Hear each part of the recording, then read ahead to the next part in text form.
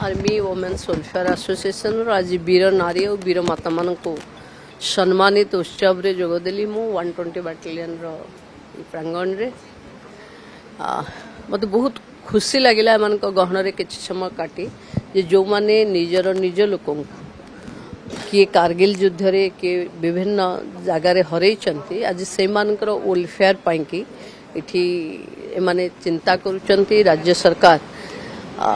Development पाई तांको साथी अच्छी किसी नुआ योजना से माने राज्य सरकार को दमा पाई अनुरोध करिछि जो माने असुविधा रे अछंती से मानक पाई राज्य सरकार काम रे आसबो।